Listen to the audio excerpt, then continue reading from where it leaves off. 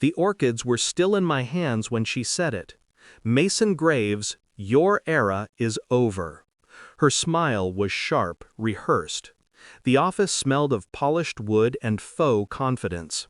I nodded, placing the flowers on my desk as if they were nothing, while inside I felt a slow, deliberate calm settle over me.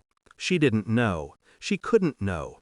3 days ago, I had signed papers that would make her words meaningless. But she thrived on theatrics. She thrived on humiliation.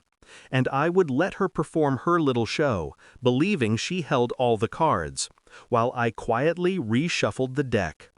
I remember the day I met her, ambitious, brilliant, unflinching. We were both young, reckless, convinced we could change the world. I had trusted her. I had shared strategies, plans, my ambitions, everything. And somewhere along the way, she had started collecting secrets like trophies. I see now that my openness had been a mistake.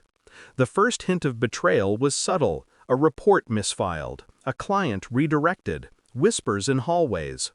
I saw it and felt my stomach knot, but I didn't confront her, not yet. The evidence came in increments.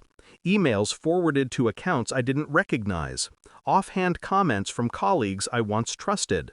Then, finally, the clincher, a signature on a deal I'd initiated, altered behind my back. My trust didn't shatter, it crystallized. I saw clearly what she was. I remember sitting in my office that night, the city lights like distant fireflies.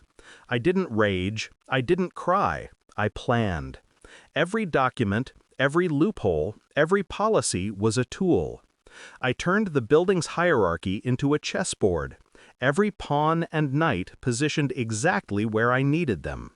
Timing would be my weapon. She would fall, but not with a bang. Quietly, inevitably, while she clutched her illusions of power. The next morning, I watched from my desk as she strutted into the boardroom, radiating triumph. I made the call to legal, quiet, professional. Every contract she touched, every decision she made, now tethered her to consequences she couldn't anticipate. By lunchtime, the first domino fell. The assistant burst in, eyes wide, hands trembling. "You need to see this," she said. On the screen were figures, discrepancies, irregularities. She had signed a bonus package, misappropriated funds, rerouted shares, everything meticulously traced back to her. Panic flashed across the assistant's face, but I was calm. I already knew what would happen. I waited. I let her make the next move. She called meetings, tried to assert authority, tried to intimidate. Every attempt only deepened the trap. I watched her confidence fracture in slow, precise increments. An email here, a misstep there, an internal audit triggered.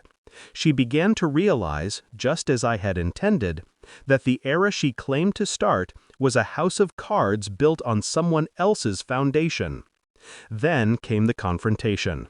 I met her in the same office, orchids still on the desk, their petals untouched. Her eyes flickered with confusion, then fear. I didn't raise my voice. I didn't need to. "Funny, isn't it," I said softly, "how quickly eras can change?" I outlined the discrepancies, the legal ramifications, the corporate backlash. Each word landed like a measured strike. I watched her collapse into the weight of her own hubris, her carefully constructed facade crumbling. And yet I didn't gloat. There is no satisfaction in the downfall of someone insignificant. The real victory was in restraint, in silent execution. I had wielded strategy over impulse, patience over anger, intelligence over emotion.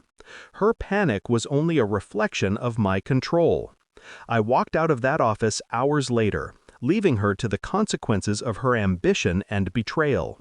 The orchids remained, symbols not of apology, but of calm, calculated triumph. Outside, the city carried on, indifferent to the drama inside those walls. I didn't need applause. The quiet, the inevitability of justice, that was enough.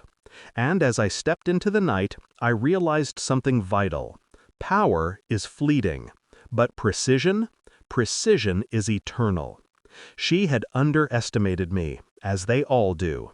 And now the era she ended had, in fact, only begun. On my terms.